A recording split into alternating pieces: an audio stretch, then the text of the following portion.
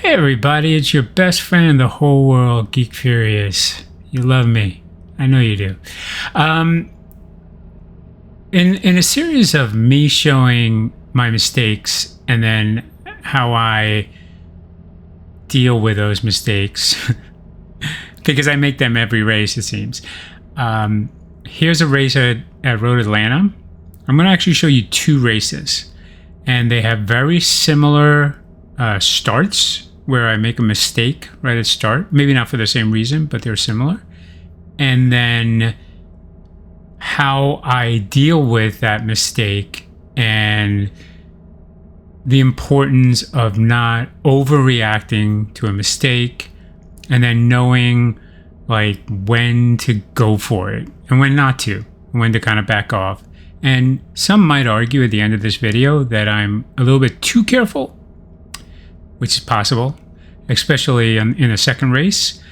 But know that in both these races I make podium, even though I'm not doing well at the start. So this is the start of the race. I'm in second place, and I'm about to make a really, really dumb mistake. Probably partially because I'm being a bit too careful, but I'm just like not comfortable on hard tires here for some reason. I hadn't done enough practice, and I don't know why. Is the track always black there? And here we go. You're gonna see how stupid this is. And I'm like, uh-oh, I've made a mistake, and nope, yep. And this guy hits me, and I let everyone go by. Everyone. Why? Well, if you look at where my car is basically right where people exit out of the corner. And so if I move, I'm going to hit somebody. So I basically have to let everyone go. And I'm not really that worried about it at this point. It's right at the start of the race. I know I'm relatively fast, so all I have to do is bide my time. And I figure I could at least get top 5, if not better. And as I spoiled already, I do better. This is about 4 laps later. I finally catch up to the second to last place, and he has a little bit of an issue. I actually end up touching him a little bit after he starts spinning out. Oh, did not expect that. And something has happened to this guy, so I close in on him, and someone else has had an issue up here. Instead of pushing it, I just decide to stay behind this guy and see what happens here, because I'm not even sure. Are they going to hit each other? But thankfully, we were able to pass this guy, and I'm still behind. Well, I don't even remember what position he's in, but we're still relatively far back. And I could push it. I could try to get past him immediately, but he is driving rather squirrely. I'm not really sure what he's going to do, so I'm just watching him and paying attention to his moves to see if he has any skill, or maybe he's damaged or something like that. I just want to be able to observe before I do anything what he's doing in these turns, and whether he's gonna like basically spin out or anything like that. So that's basically at this point what I'm doing.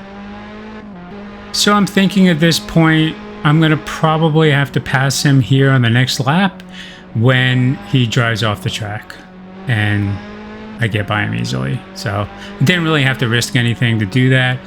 Did it slow me down a little bit? Yeah, but to me, not really worth the risk when I'm this far back and I need to make up position. So this is how I handle it. It's about 10 laps later. I'm finally seeing somebody in front of me. So I think a few people have DNF'd at this point. And as I come around the corner here, I see this guy is spun out. And I mean, seriously. Look on your map or something to see if somebody's coming. I mean, that's just disrespectful. But I survived it because I'm careful. And I don't remember why I slowed down that much right there. I think maybe I felt like I come into it too fast. I really don't know. That was weird. Anyway, but I can see that there are a few people in front of me. and I'm catching them, so I start to kind of push it a little bit at this point, trying to get some speed, not just trying to drive clean laps. So as I'm trying to chase this guy down, another one has spun out into the wall. He rejoins, but thankfully is a bit respectful and doesn't try to crash into me. I don't know what this guy's problem is, but he takes this way too wide, slides off. I'm worried that he's going to come crashing into me, but that didn't happen. So I've just picked up a bunch of freebies doing virtually nothing.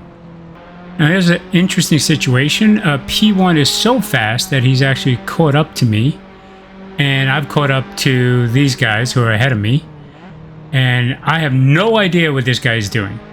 And so I just decide I'm not going to wreck P1. I'm going to let him deal with this guy, and then I'll just pass him, and I'll stick behind P1 as much as I can, who is probably a second faster than me per lap at least, and was, I had to stop for I don't know how long, 20 seconds at the beginning of the race.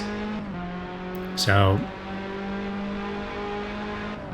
my other logic on why I would let anyone get ahead of me is let them deal with the guys who are much slower, and then I can kind of observe what he's dealing with, and then I'll know what I'm dealing with when I get up to them. And so as P1 catches this group of guys who are slower than both of us, something happens. Don't know what, but could I look at it? Sure. I don't want to. I'm way too lazy to make this video longer. Or for me, longer to make. So now I'm thinking, oh God, what is this guy gonna do? And I'm taking it way easy. I find Road Atlanta, there's something about Road Atlanta, I'm not comfortable with trying to pass guys on certain sections because they seem wild. Like, people are constantly spinning out in these corners. So here I'm just observing. I'm like, oh, this is interesting. 3 positions ready to be taken. And it's towards the end of the race. So patience is a virtue, for me at least. Not for you, obviously. You're a way better racer than me, and never get into incidents or anything like that. But I'm just watching this guy. I'm like, oh man, what's gonna happen here? Somebody's gonna die soon. I know it. Now here comes the moment some of you are gonna say, okay, Geek, there's something wrong with you, bro. Just go for it, man. Just go for it. But I know that this guy has just driven off track and is going to rejoin right here and do something stupid, which he does. And so now I got to deal with the fact that he can't be cool. And he's got to take up the lane in front of me and just move over. I'm faster than you. But I knew I could. I have a really good sense of idiocy and bad driving and bad racecraft, and I could just smell the stink on at least one of these people, if not all of them. So I just decided not to risk it and wait for the idiot factor to kick in, because I knew it would. You don't end up in this situation without being a massive racecraft idiot. I'm not saying intellectually they're idiots. I'm saying racecraft wise.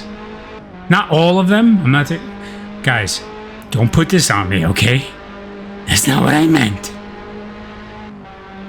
And here I start to smell. I'm like, oh, idiot cues, fucking idiot cues.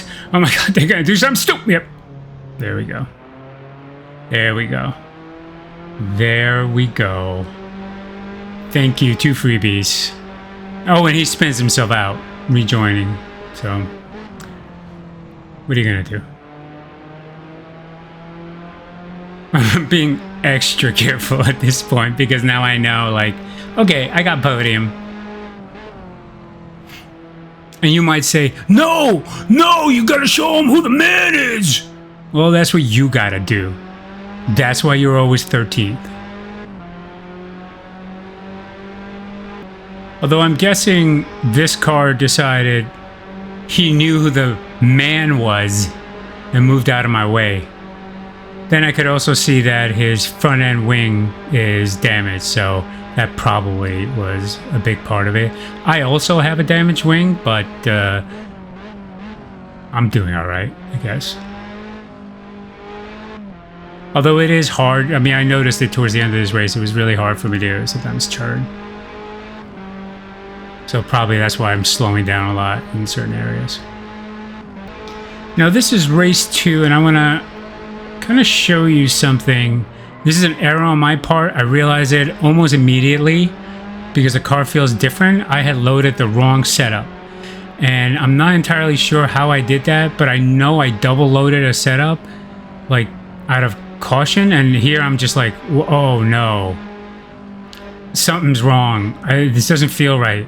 By the end of the race I had, I think 7 extra laps of fuel, but I'm feeling weird right now, and I have no idea what the car is going to do.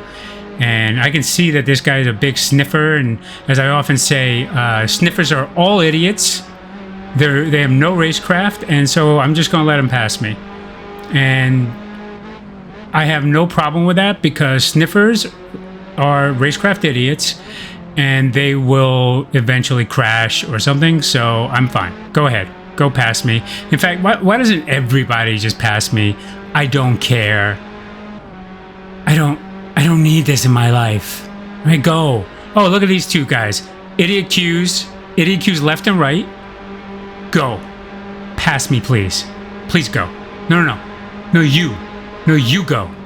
Bye-bye. Okay. I feel better now. Way better. You know what? Why don't these guys just go too? You know, at this, and this seriously, this is like in my head, I'm like, why doesn't everybody just pass me right now? Because I've had it with stupid, with idiot Q's. You're all a bunch of morons. Sorry, I don't mean like intellectually. I mean racecraft wise. You're all a bunch of racecraft morons and idiots. And I don't know why are you sniffing? Just drive your race, bro. Oh, sorry. So anyway, so a few laps have gone by and the gang of idiot Q's are coming together. I'm faster than them, but I'm like, I just keep backing off. I'm just like, oh my God, I'm just waiting for one of them to do something stupid so that I can at least thin the herd and deal with, oh, look at that. Oh, thank you. Bye. What are these guys going to do? I actually thought they were going to hit each other right there. And that's why I slowed down a little bit. And then I'm just watching. And I'm like, I know something dumb is going to happen. Something, maybe not now, but it's going to happen. Because look, she's like, well, why are you driving like this? This is not a line. I mean, that is a line right there. But the other thing was not a line. So I don't know what you're doing, but I know it's not going to turn out well for you or for anyone near you. Like me. And so I take the outside line here, having no intention of passing him. I just want to see what he's going to do. I want to see, like, how much of an idiot Q I'm seeing. And I was actually impressed because he didn't do anything really dumb. So I thought, oh, okay. Maybe he's not a racecraft idiot. Okay, again, not intellectual, all right? I'm not making a commentary on his intellectual capacity, just his racecraft, right? Or their racecraft.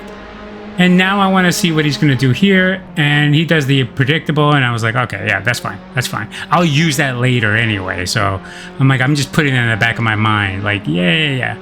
I know what you're going to do. So you're probably going to do something similar if I'm on the outside and you're on the inside. This is what I'm thinking. And I don't know if that's network code or anything like that. It seemed like he all of a sudden came back and then, or I lurched forward. So I just let this guy go because I had kind of like held him up by doing that. And unlike all of these guys, I don't, like if I make a mistake, take it. I'll take it back. It's fine. And then a few corners later, I'm right behind him. I have the slipstream and the speed, and I have the perfect line to take this corner to pass. This is actually the best passing corner. And he lets me by. Maybe because I treated him right. Huh? You ever think about that?